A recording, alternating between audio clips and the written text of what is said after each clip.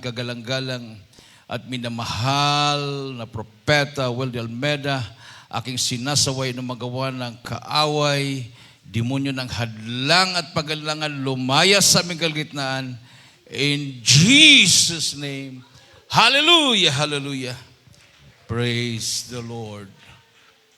Everybody say, praise the Lord. Praise the Lord, hallelujah. The highest praise, glory, honor, and power belongs only to our dear Jesus. And we give double respect and honor and cherish the blessed memories, preachings, and teachings of our dearly beloved parents in the Lord. And also greet the beloved Almeda family, to my beloved co-preachers and co-workers, sa inyong lahat, minamahal na makapatiran dito sa Isabela. Hallelujah. To our beloved webcast viewers at to all our beloved visitors, welcome po kayo lahat, minamahal. Visitors from Quirino, Isabela, from Bagabag, Nueva Vizcaya, and from Ottawa, Canada. Palakpakan natin ang ating mahal na Panginoon, minamahal. Everybody say, praise the Lord. Lahat na masaya, pumalakpak ng malakas sa ating mahal na Panginoon. Siyempre, masaya tayo dahil advance yung ating celebration. Amen. Sa lahat ng mga mothers, minamahal, no? Advance yung celebration nyo. Dahil sa Sunday pa yung Mother's Day. In advance lang natin dahil sabi nga ng beloved wife ko, gusto niyang makipag-celebrate dito. Dahil on May 6, lilipad na kami papuntang Bohol. So, sa Sunday, wala po kami dito, minamahal. Pero, kung tutuusin, minamahal, ang Mother's Day, kulang ang isang araw lang. Amen? Dapat Mother's Month. Kasi siyam na buwan tayo na inaalagaan ng mga ina natin sa kanilang sinapupunan. Di ba? Amen? So, sa siyam na buwan na yon, at least bigyan natin sila ng isang buwan. Dapat Mother's Month, hindi Mother's Day. Kasi isang araw lang yung Mother's Day. Pag sabi Mother's Month, so the whole of May. Amen? Tapos Father's Month din. Ano bang Father's Day? Anong buwan? Oh, June. Oh. So, dapat Father's Month din yung celebration. Hindi isang araw lang, minamahal. Napaka-importante po ang ama at ina ng tahanan. Palakpakan natin ang ating mahal na Panginoon. No? Pag-celebrate po natin ng Mother's Day, hindi lang po ang ina mo, yung ina mo ang sineselebrate mo o ina natin, no? Alalahanin din po natin yung mga ina nung unang panahon. So, sino po yung pinakaunang ina? Ha? Kung wala si Eva, wala tayo ngayon. Si Eva, bagamat hindi natin nakita yung mukha niya, wala pa namang kamera noong unang panahon, wala pang makapag-drawing, pero imagination na lang ang kaya mukha ni Eva, no? Sa mga pelikula, iba't iba yung mukha niya. So, yung mga wives of the prophets, no? Wives of the prophets, malaki ang role nila. Malaki ang role nila sa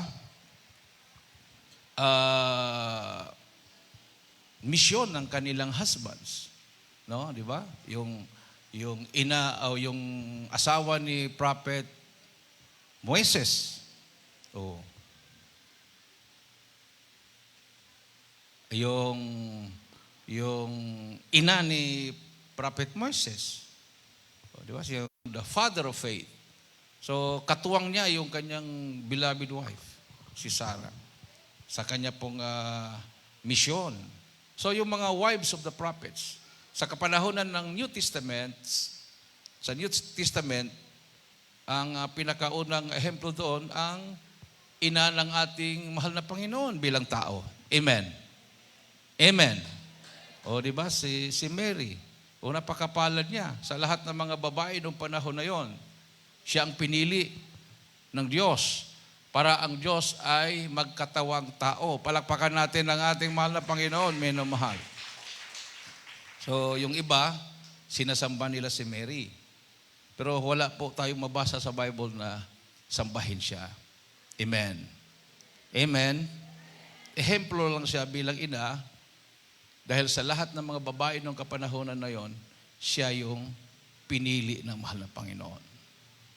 Everybody say, praise the Lord. At sa ating kapanahonan, minamahal,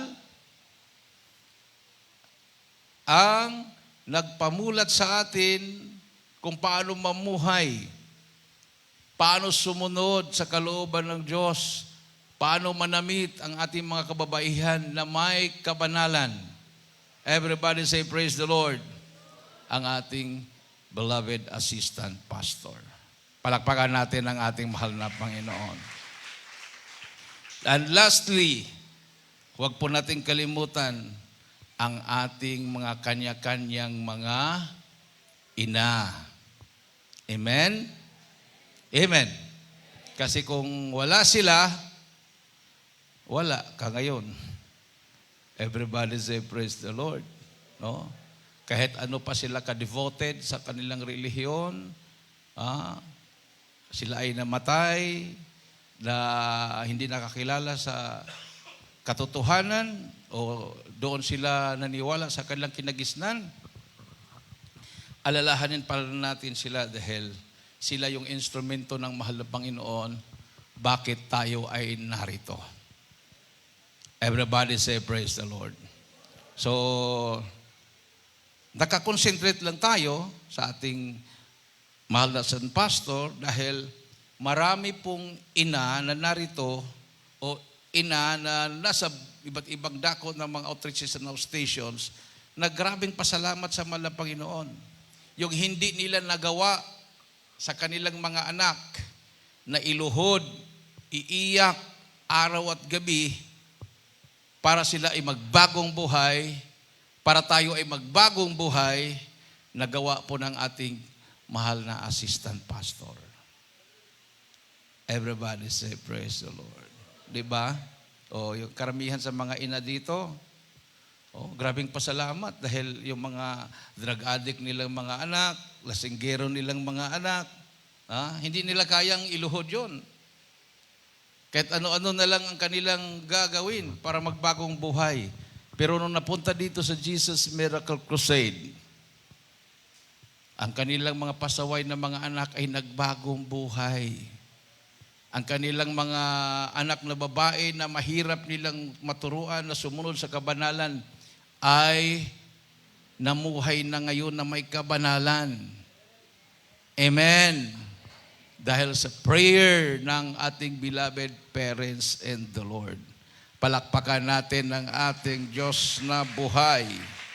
Hallelujah.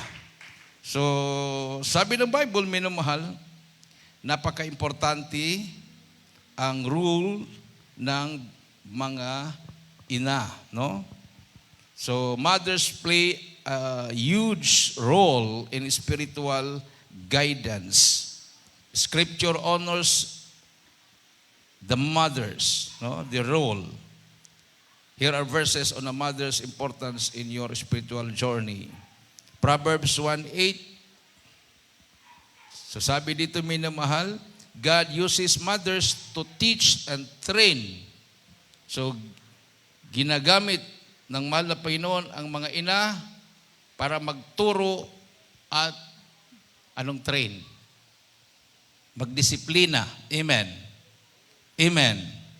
Proverbs 1:8, ating pong basahin.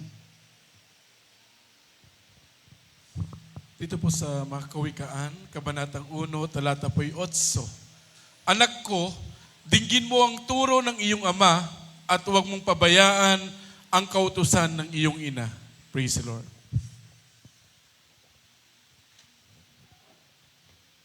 Dito po sa dagiti proverbio, sa Ilocano version, uno ang talatay 8. Anak ko, dinggem ti panursurot ti amam, ket di ka bayaan ti linteg ni inam. Amen. My son, hear the instruction of thy father, and forsake not the law of thy mother. So may role ang ama at ina sa tahanan. Ang ama, instruction. Ang ina, law. Siya yung nagpapatupad ng batas. Ganitong oras, uwi ka, ganitong oras, ganito, ito ang gawin mo, ito ang gawin mo, hugasan mo yan, labahan mo yan. So, sino ang nagpapatupad ng batas?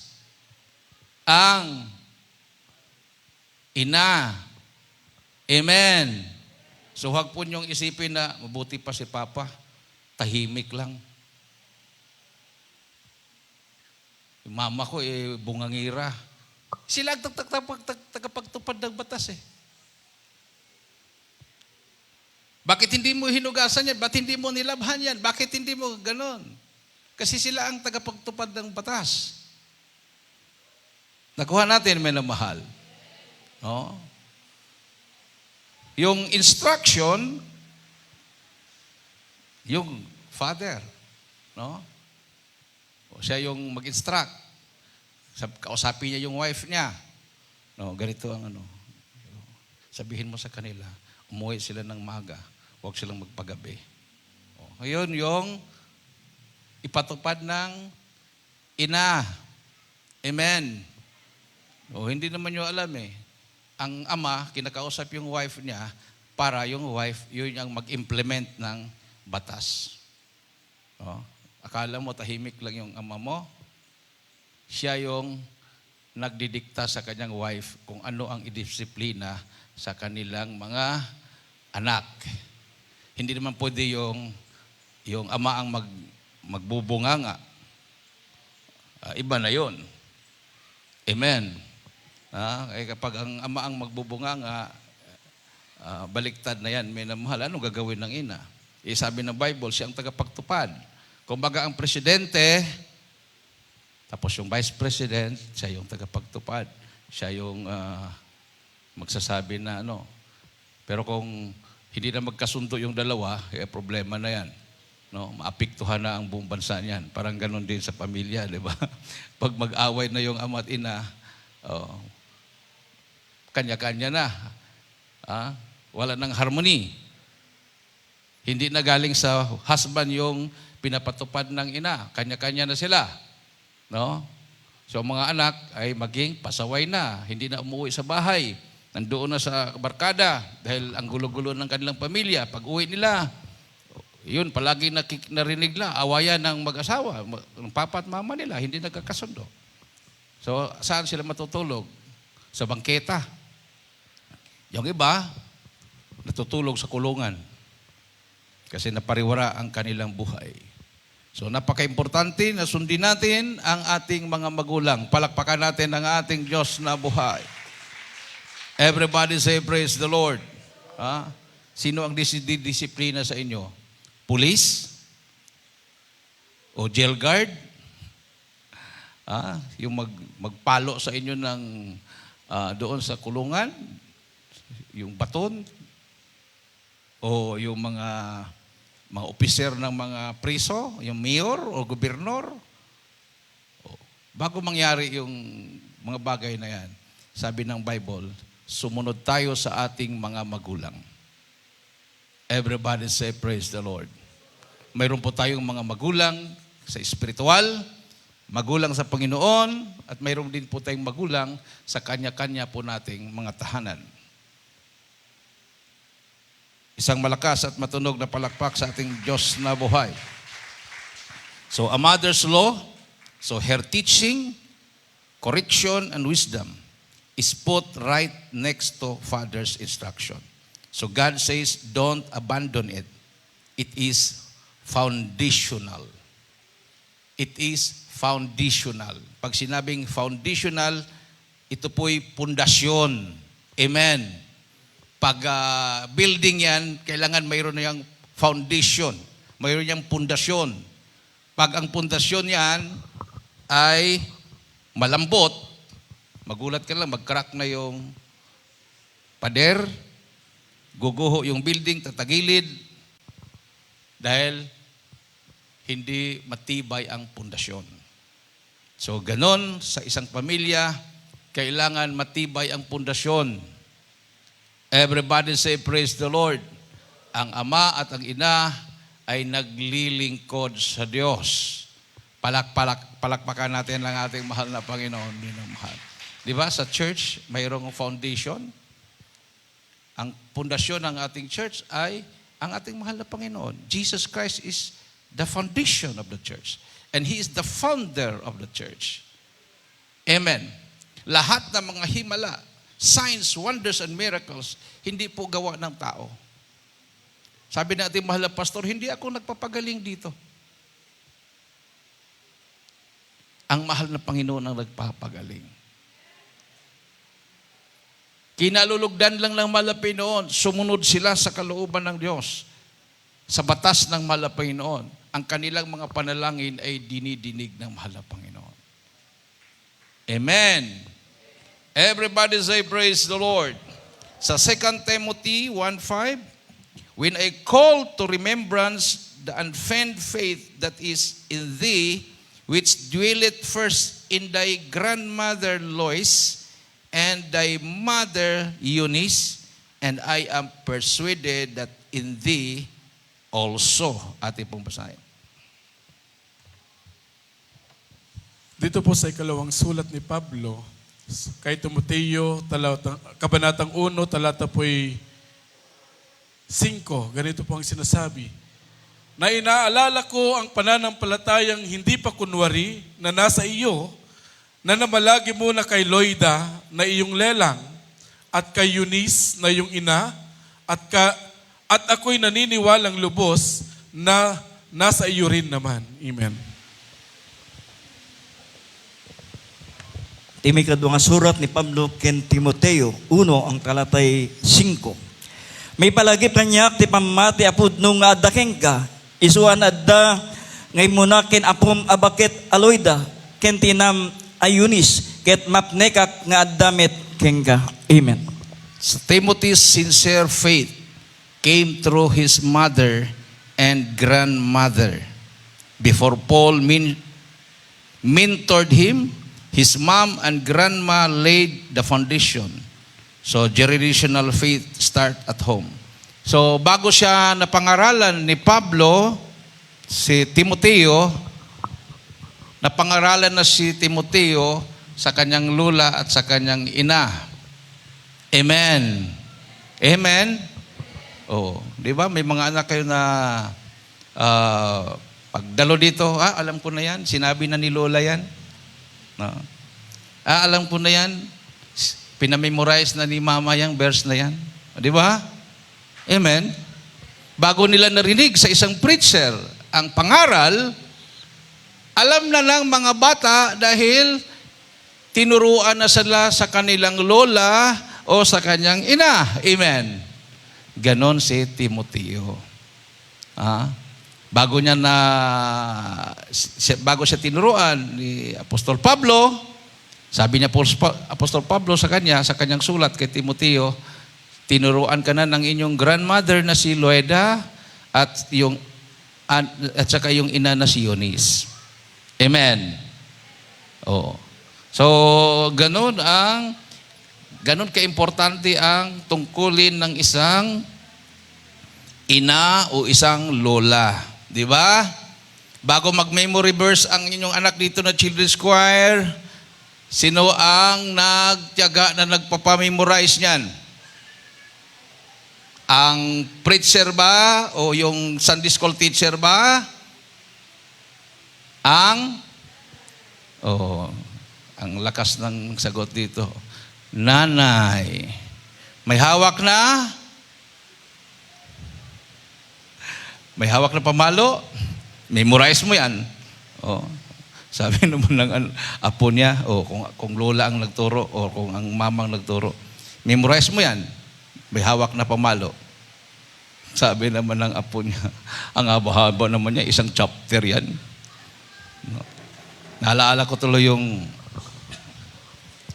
kapatiran natin sa Tugigaraw. Isang chapter yung pamemorize, may Tagalog pa. Pagkatapos na i-memorize yung English, sasabihin pa niya, sa Tagalog, kami mga preacher, hindi namin kaya yun. Sinong nagtitiyaga? Ay nun, nasa harapan yung mama, nagko-coach, na parang yung bibig niya, ito sunod, ganyan. So rule na, yun yung tungkulin ng mga ina. No? Mapalad kayo kung ang inyong mga ina ay matyaga na nagtuturo sa inyo sa salita ng Malapino, nagpamemorize ng mga kanta, yung mga lula nyo, nagpamemorize ng mga bersikulo, mapalad kayo. Kaysa mayroon kayong ina na hindi kayo, wala silang pakialam sa espiritual. Ayun, nagaganon-ganon ng, ano ba yung ginaganon-ganon nila? Madjong daw. Walang pakialam.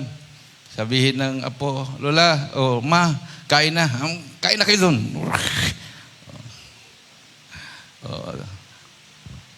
Malas ka naman pag gano'n ng magulang mo. No?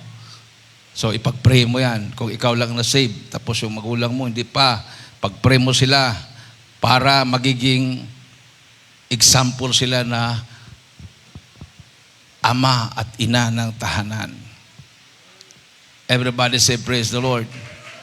Walang imposible, minamahal, na walang imposible sa Diyos na buong pamilya maglingkod.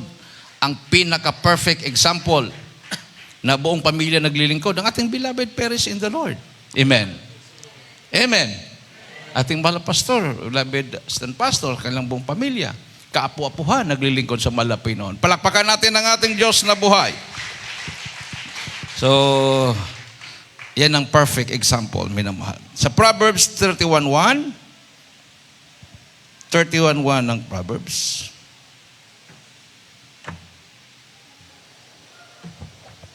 Dito po sa Kawikaan 31, talata po 1, ganito po ang sinasabi.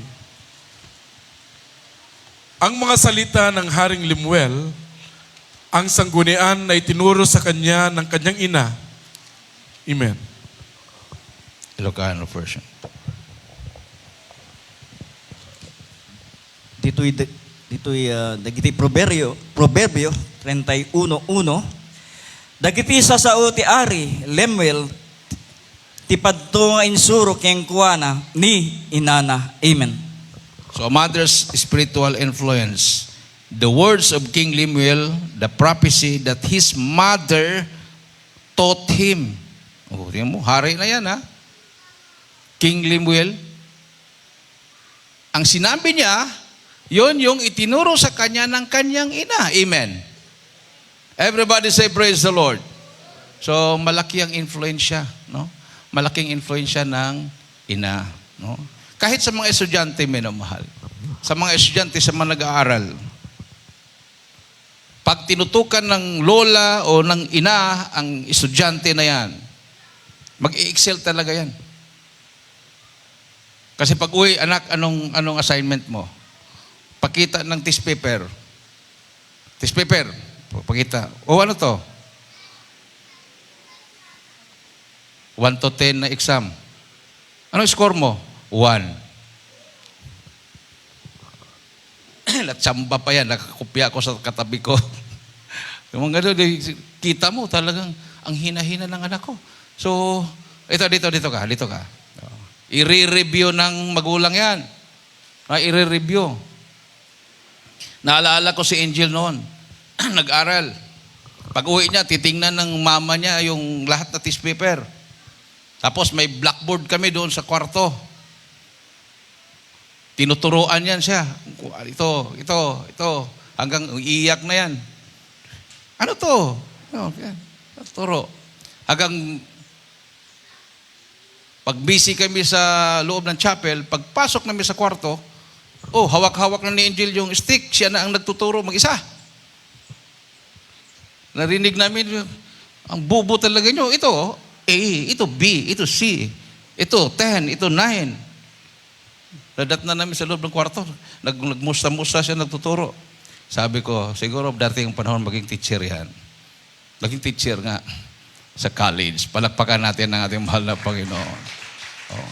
Pero na-influensya siya sa pagtuturo ng kanyang ina. Nung na-transfer kami sa Cebu, pag uwi niya, ayaw niya ipakita yung kanyang papel. Kasi hihingiin nga, i-review. Ayaw niya ipakita. Bakit?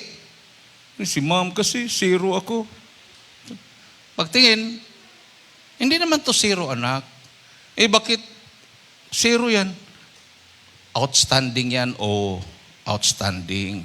Perfect ka so nilagay sa teacher mo, outstanding.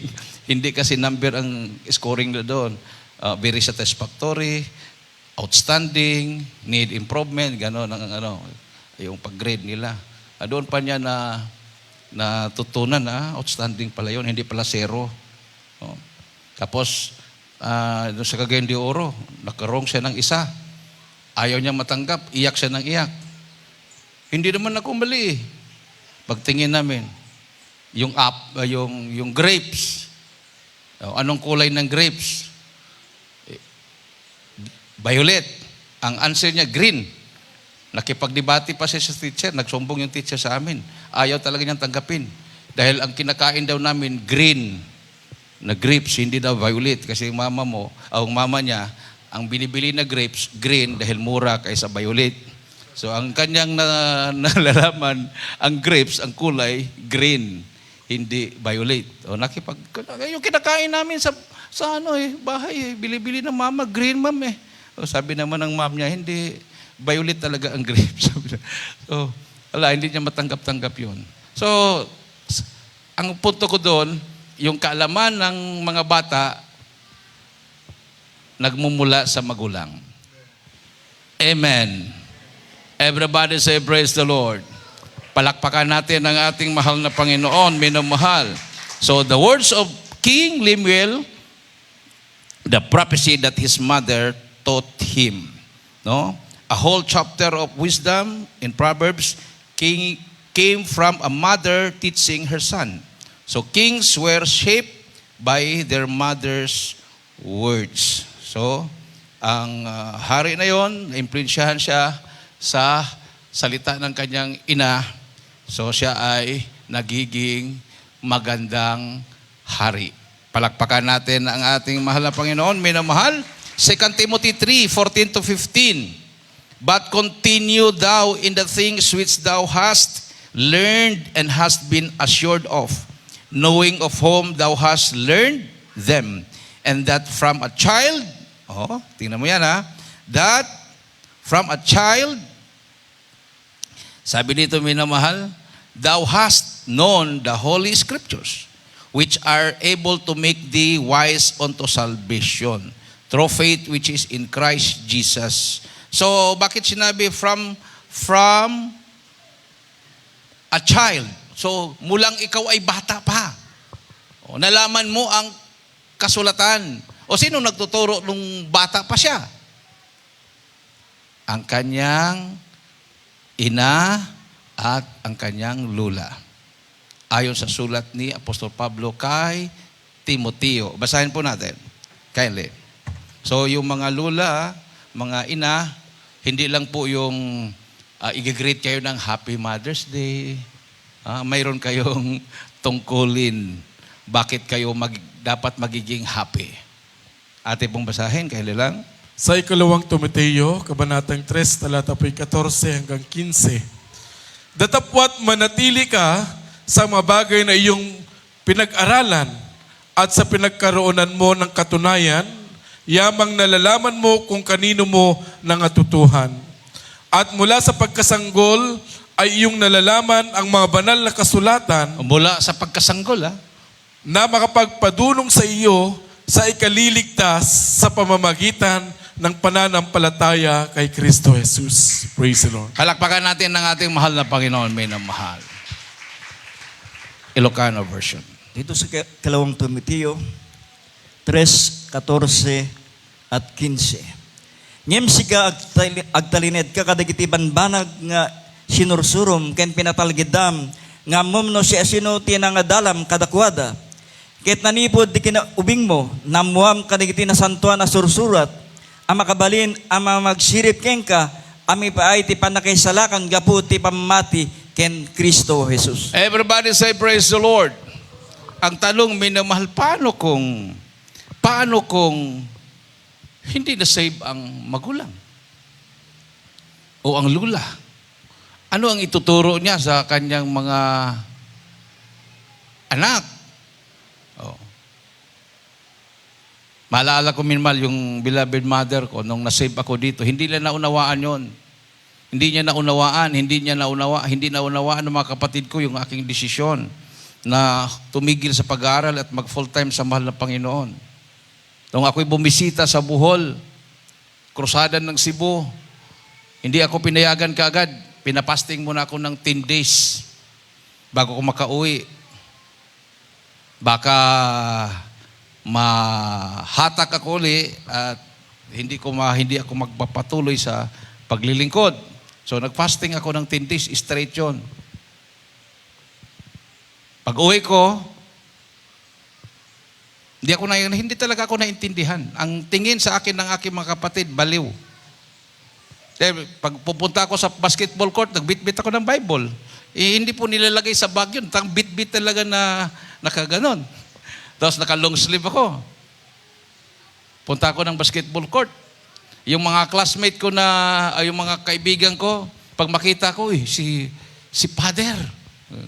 Mayroong magsabi, pastor o si pastor. Tapos bigla silang maglayuan. Dati pag umuwi ako, minamahal, lalapit sa akin yun. Biglang naglayuan. Tapos punta ako sa bahay ng kapatid ko. Nagpabili ako para mainom. Snack natin. Dati, alak. Nung pinabili ko, 4 na litro ng Coke. Pabili ako. Punta yung mga barkada ko, nakikita na snack ka. Sabi ng mga barkada ko, delikado, nakaka-diabetes yung iniinom mo ngayon kasi Coke na nga yung iniinom, soft drinks. Ayaw namin ng Coke, nakaka-diabetes yan. Tapos tinalikuran ako, nagtawanan. Talagang mahirap talaga minamahal. So, hindi ko makumbinsi yung mga kapatid ko. Nakumbinsi ko yung aking ina. Sabi ko, ma, magkatay ka ng manok, mag-picnic tayo. Sabi niya, ligo tayo, ma. Sa dagat, punta kami sa dagat, luto siya. Hindi ko naman alam na habang siya nagluluto, natapunan pala ng mainit na tubig yung kanyang paa at mahapdi. Habang nandun kami sa dagat, yung mga barkada ko na nakumbinsi kong maligo, hindi nila alam, may dala na ako na baptismal robe. At sabi ko sa kanila, baka gusto ninyong magpabautismo. Sige, alam mo namang barkada. Napakain ko na dahil nag-picnic kami. Bautismo sila, yung mga barkada ko. Lapit yung mama ko sa akin, pwede ako dyan? Saka bautismo? Sige ma, mas maganda. Prayer ko yan, yung magpabautismo ka Pero mayroon akong sugat sa paa na tapunan ng mainit na tubig kagabi, madaling araw, nung nagluto ako. Nakita ko talagang, namumula na talagang, nag-start na siyang bumukol. Baka mahapdi ito. Sabi ko, hindi yan mahapdi, patunay ko sa iyo na buhay ang Diyos ko. Pag magpabautismo ka sa dagat, hindi yan mahapdi. Pero inisip ko, dagat yun hapdi talaga yun. Pero tinugon ng Malapino ng aking sinabi. Nung siya nagpabautismo, tinanong ko, mahapdi ma? Hindi naman. Palakpakan natin ang ating mahal na Panginoon. So, 3C sila. 3C sila. That was 1992. 3C sila lahat na nagpabautismo. Kasama yung aking ina. Amen. Everybody say praise the Lord. So, nung nabaptize na siya, siya naman yung gumagabay ng kanyang mga apo. Dinadala niya sa pagdalo yung anak ng kapatid ko. Dinadala niya yung kapatid ko, pagdalo. So doon nag-start yung paggabay niya sa kanyang mga apo, kanyang mga anak na makarinig ng salita ng mahal na Panginoon. Everybody say praise the Lord. Palakpakan po natin ang ating Diyos na buhay, may na mahal. Hallelujah. Praise the Lord. Sa Exodo 2:7 hanggang 9, ating pong mabasa. Exodo 2:7 hanggang 9. Then said his sister to Pharaoh's daughter, shall I go and call to thee a nurse of the Hebrew women? And Pharaoh's daughter said to her, go. And the maid went and called the child mother, take this child away and nurse it for me. So, kinuha yung ina niya para siya ang magpalaki kay Moises doon sa palasyo ng hari. Ating pong basahin sa Exodo 2:7 hanggang 9. Dito po sa Exodo 2:7 hanggang 9.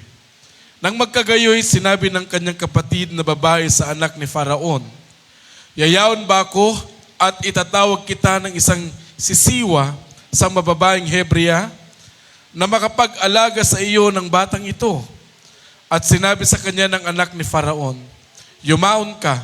At ang dalaga ay yumaon at tinawag ang ina ng bata. At sinabi ng anak ni Faraon sa kanya, dalhin mo ang batang ito at alagaan mo sa akin at bibigyan kita ng iyong kaupahan. At kinuha ng babae ang bata at inalagaan. Amen. Ilocano version. Dito po sa Exodo 2:7 hanggang 9. Idindikabsat na babae kinuna ti anak a babae ni Faraon. Inakto ayaban nga agpay kengga ti may sa babae nga Hebrea mang tagibit ubing agapu kengka. Ket ti anak a babae ni Faraon kinuna kengkuana. Inka ket ti balasang napan ket inayaban nat ti ina ti ubing. Ket ti anak a babae ni Faraon kinuna kengkuana. Alaem dayto yung ubing ket tagibiem gapu kanya ket itutkuntok kengka ti gunggunam ket ti babae innala na ti ubing ket tinagibina. Amen. Moses' mother, Jochebed nursed and taught him his Hebrew identity before Egypt shaped him. So her early guidance preserved his faith. So ang nag-alaga kay Moses ay ang kanyang ina. So bata pa lang siya, tinuruan na siya na magkaroon ng takot sa mahal na Panginoon. Amen. Amen. Nung siya'y binata na, nagiging girero siya, naging prinsipe siya sa Ehipto, pero yung influence ng kanyang ina sa kanya hindi nawawala. Nung nalaman niya na siya'y Hudyo, iniwanan niya ang palasyo at siya ay nakisama sa kanyang mga kadugo ng mga Israelite. Everybody say praise the Lord. Palakpakan natin ang ating mahal na Panginoon. Huling talata, Ephesians 6:2-3. Honor thy father and mother, which is the first commandment with promise, that it may be well with thee, and thou mayest live long on earth. Para kung gusto mong hahaba ang buhay mo sa mundo, igalang mo ang iyong ama at ina. Pero kung gusto mong iiksi ang buhay mo, huwag mo nang igalang para madali kang mawala sa mundo. Amen. Amen. O, di ba? Yung mga walang galang sa mga magulang, o nasaan? Nasaksak ng barkada, na drug addict, na kulong, nadamay sa patayan. Yung mga estudyante na walang galang sa mga magulang, pinapasok sila sa universidad para mag-aral, pumunta sa bundok. Doon sila sumama sa mga NPA, nagkaroon ng encounter, patay. Amen. Kawawa ang mga magulang. Hindi naman sila pinapasok sa paral para mag-rebelde. Dahil ang tigas ng kanilang mga ulo, ayon, hindi humaba ang buhay, umiksi. Basahin po natin. Sa sulat ni Pablo sa mga taga-Efeso 6, talata po 2 hanggang 3. Igalang mo ang iyong ama at ina na siyang unang utos na may pangako upang yumaon kang mabuti at ikaw ay mabuhay na malaon sa lupa. Amen. Ilocano? Dito po sa Taga-Epeso, 6:2, ang talatay 3. Dayawem ti inam, ay dayawem ti amam ken ni inam, nga isu ti umuna abilin nga adda karina. Tapno na imbag kilak amo ket atidag ti biag mo itirabaw ti daga. Amen. Honor the father and mother, which is the first commandment with promise, that it may be well with thee, and thou mayest live long on the earth. Everybody say, praise the Lord. Sabi pa naman ng ibang mga bata, pag tuturuan mo, hindi na ako bata. Huwag mo na akong turuan, alam ko na lahat. Ganon.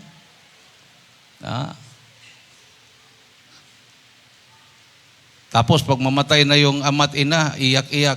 Kung sino yung pinakamalakas ang iyak, yun yung pinakapasaway. Amen. Siyempre, nagsisi siya eh. Mapa! Maglulupasay pa yan. Ang tagal-tagal pang mailagay doon sa pansyon or sa butas dahil harang-harangan pa niya. Dahil grabing pagsisisi niya. Na-realize niya na importante pala ang ama at ina. Ngayon, namatay na. Nandun na sa piling na ng malapit noon. Doon pa niya na-realize, mali yung kanyang ginagawa. Amen. Amen. Amen. Di ba? So, honor the father and mother, which is the first commandment with promise, that it may be well with thee, and thou mayest live long on the earth. Yung mga bata na nasa kalsada, nagrarally, hindi naman tinuruan ng mga magulang yan eh. Hindi naman sinabi, sa UP ka anak para mag-rally ka doon. Hindi. Sino nagturo sa kanila? Mga professor nila. Or yung grupo doon na pinaniwalaan nila. At sinira yung relasyon between the parents and the children. Kaya yung ama mo, yung ina mo, nagkakataon lang na doon ka isinilang pero wala na silang karapatan sa buhay mo. Sino may karapatan? Sila na. Yung commander na ng impay may karapatan. Kalukuhan po yun, minamahal. Amen. So yung tinuro ng iyong magulang, yung iyong lola, na may Diyos na lumalang sa langit at lupa, panghawakan po nyo yun. Saan man kayong mapunta ng mga paaralan, scholar man kayo. Huwag po nyo ipagpalit yung tinuro ng inyong mga magulang na may Diyos. Huwag po nyo ipagpalit sa piki na gold medal. Wala namang totoong gold medal eh. Meron ba? Kasi kung may totoong gold medal, mayaman na yung mga nakatanggap ng gold medal. Ito, mayroon tayong teacher na Bible reader. Mayroon ba totoong gold medal?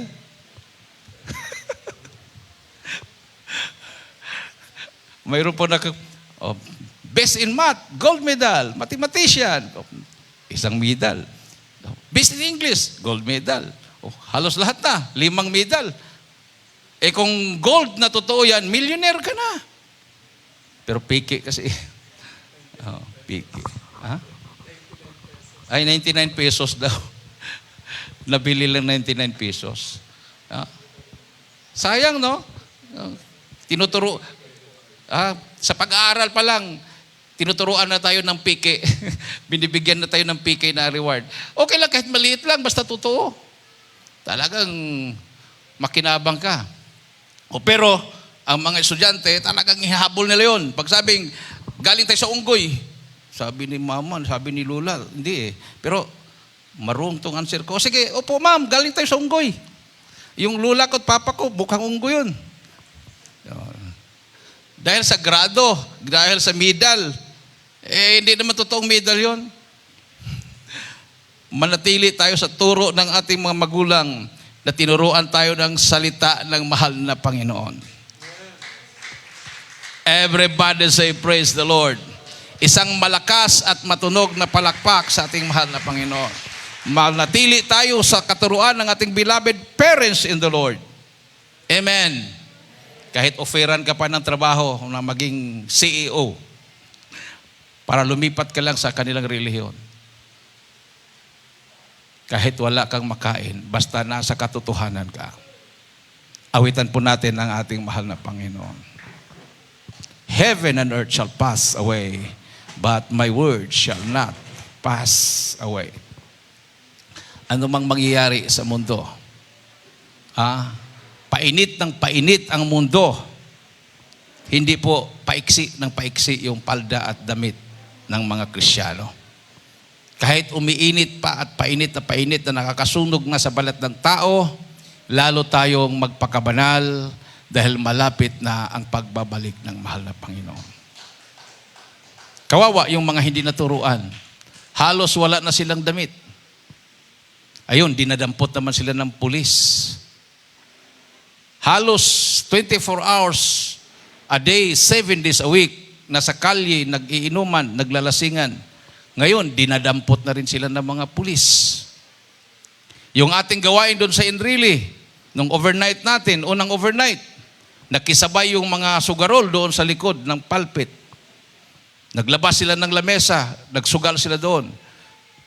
Kasagsagan ng pagpupuri, may pulis na dumating. Dinampot sila lahat, nasa kulungan. Oh. Kung pumasok sana sila at nagpuri sa mahal na Panginoon, yan ang turo ng ating beloved parents in the Lord na magsamba sa Diyos. Safe sana sila. At magkaroon sana sila ng pagbabago at buhay na walang hanggan. Itaas pang ating makamay, awitan natin ating mahal na Panginoon. Minmal. Mapalad tayo. Totoong kailangan nating mag-celebrate ng Mother's Day, Father's Day. Tayo ang tunay na nagsiselebrate. Dahil mayroon tayong dapat pasalamatan sa Panginoon.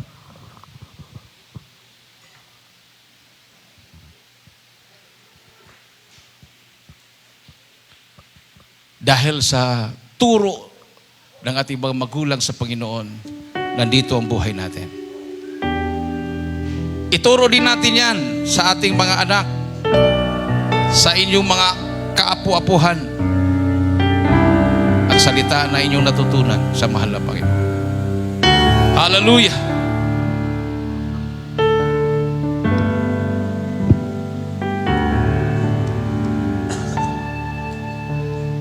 Maghihirap ba o pagsubok?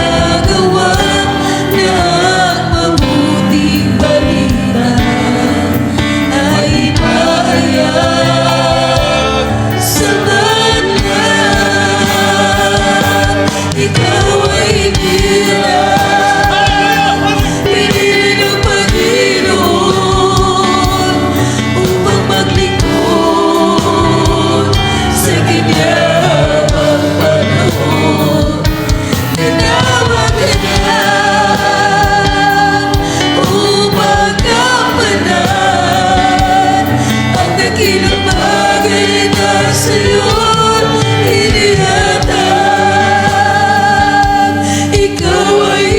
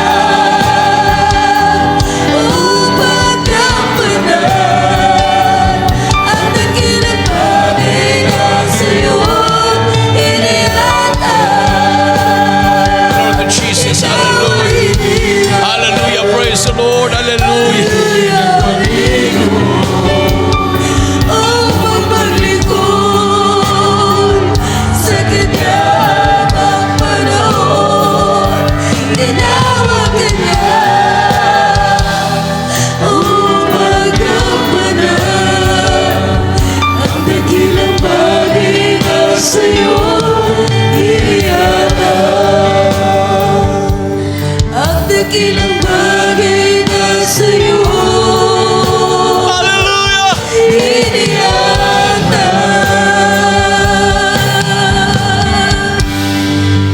Praise the Lord. Hallelujah. Glory to Jesus. Hallelujah. Hallelujah. Ilagay po yung kanang kamay sa ulo. Mayroon po tayong baguhan. Ngayon lang, nakadalo. Ating beloved visitors. Kung mayroon po tayong mga, ngayon lang nakadalo, minamahal, ating beloved visitors, lapit lang po sa harapan para suko ang buhay sa ating malapin. Mayroon pong 4 na reglamento ang kaligtasan. Una-una, pananampalataya. Pangalawa, pagsisisi. Pangatlo, bautismo sa tubig sa pangalan ng ating Panginoong Jesucristo. Pang-apat, bautismo sa Espiritu Santo. Diyos na ang gagawa sa pang-apat, minamahal. Ating po mga beloved visitors na ngayon lang nakadalo dito sa gawain ng Jesus Miracle Crusade. Lapit lang po sa harapan, minamahal. Sa ating po mga beloved viewers, mayroon po kayong kasama dyan sa trabaho, sa tahanan, na hindi pa sumuko sa Malapinon, ilapit po nyo ang inyong buhay sa ating mahal na Panginoon. Ilapit po nyo i-guide po nyo sila at patanggapin sa ating mahal na Panginoon. Itaas po ang inyong mga kamay. Hallelujah. Sa ating po mga baguhan sa harapan, pakitaasan po inyong 2 kamay. Sumunod ka sa panalangin ito, bagitin po nyo minamahal, taos puso. Bagitin po nyo taos puso ang panalangin ito. Mahal na Panginoong Isus, maraming salamat sa Ebanghelyo na kaligtasan na aking napakinggan sa oras na ito. Mahal na Panginoon, patawarin mo ako sa lahat na aking managawang kasalanan. Ako po ay taos puso, nagsisisi. Tinatanggap kita na aking personal na tagapagligtas, Panginoon, Diyos, Hari na aking buhay. Pumasok ka sa aking puso. Isulat mo aking pangalan sa aklat ng buhay sa kalangitan. Iligtas mo ako, 10 aking mamahal sa buhay. Ako'y maglilingkod sa iyo mula ngayon hanggang siyang pagbabalik. In Jesus' name, I pray. Amen. O dakilang mga Diyos na makapangyarihan sa lahat at tumanggap sa mga Pinoon. Bilang Panginoon tagapagligtas ng kanilang mga buhay, patawarin mo sila sa kanilang mga kasalanan, baguhin mo kanilang mga buhay. Gawin mo silang tunay na Kristiyano. Isulat mo mga pangalan sa aklat ng buhay sa kanilang. Iligtas mo sila sa paglamamahal sa buhay. In the mighty name of Jesus, I pray. Amen. Hawakan po yung kanang kamay, ilagay po niyo sa inyong ulo. Kaliwang kamay sa parte ng katawan na may karamdaman. Tayo po minamahal ay magkaisang manalangin. Panalangin sa pagsisisi. Itaas po ang ating makamay. Dakilang man Diyos na makapangyarihan sa lahat. Aming pinakamamahal na Panginoon Jesus. Minsan pa malapin, humingi po kami ng kapatawaran sa kami nagkulang, nagkakamali. Ano mga aming naisip, nagawa, nabanggit ng aming mga labi na hindi kaya-aya sa iyong banarapan. Patawarin mo kami, mahal na Pinoon. Sa naunang dalangin ng aming kagalang-galang at minamahal na propeta Ulanbeda, aking sinasaway na magawa ng kaaway, demonyo ng karamdaman, sakit sa puso, high blood, diabetes, cancer, demons of incurable sickness and diseases, vices, problems, unbelief and doubts, poverty, cast out, sickness be healed right now in the name of Jesus. Hallelujah. In Jesus' name. In Jesus' name. In Jesus' name. Amen. Praise the Lord. Hallelujah. Tumayo po tayong lahat bilang pasalamat sa ating mahal na Panginoon. Itaas po natin ang ating 2 kamay at tumalon po tayo ng 3 beses. Sabay-sabay po natin isigaw ang makapangyarihang salita, ang hallelujah, praise the Lord. 3 times. Hallelujah, praise the Lord. Hallelujah, praise the Lord. Hallelujah. Praise the Lord. Everybody say praise the Lord. Hallelujah. At kung makapag-desisyon po kayo nga magpabotismo, mayroon po tayong botismo pagkatapos po ng ating banal na gawain. So hindi na po tayo magtatagal, minamahal, dahil hahabulin pa po namin ang gawain sa Enrile. Nag-umpisa po sila ng alauna ng hapon, alas 2 ng hapon, matapos ng mga alas 6. So, mayroon po Holy Supper doon. Tapos na po tayo last Sunday. Holy Supper po sa Enrile ngayon at Mother's Day celebration din po nila, minamahal. So, hahapon pa kami doon, minamahal. So, by May 6, baka pray lang po, yun po yung flight namin, papunta ng Bohol. Then, pupunta po rin kami ng Cagayan de Oro. At ang church anniversary po doon ay June 6. Pagka 11 naman, yun ang plane ticket namin, pabalik. So, mabuti nilang naka-advance kami ng kuha. Tag 1,900 pa yata yung papunta at pabalik. 1,900. Ngayon, tag 10,000 na yata minimal dahil sa mahal na ang krudo. So nakuha po namin yung ticket na yon. Hindi pa naggera ang Iran. Wala pang gera na advance na kuha namin yon. So nakakuha kami ng mura. No? Mga 1.9. Tapos ngayon, yata mga 10 hanggang 15,000 na ang pamasahe. One way lang yun. No? Pag ngayon kayo kukuha. Aywan ko lang sa June 6. Kasi unti-unti namang na bumababa na rin yung krodo. So kung gusto nyong makapunta din ng Visayas, minamahal. No? Yung mga anak ko kasi sa June 2 pa sila susunod. Yung iba kong mga anak, mauna lang kami dahil mayroon po kaming mission doon at tatapusin din yung harapan ng chapel doon. Mayroon pong extension ng chapel doon. May kapatiran po doon na ginamit din ng Malapinon para magkaroon ng extension ang chapel at malagyan na ng hollow block ang harap katulad dito sa Kawayan. At yung atin namang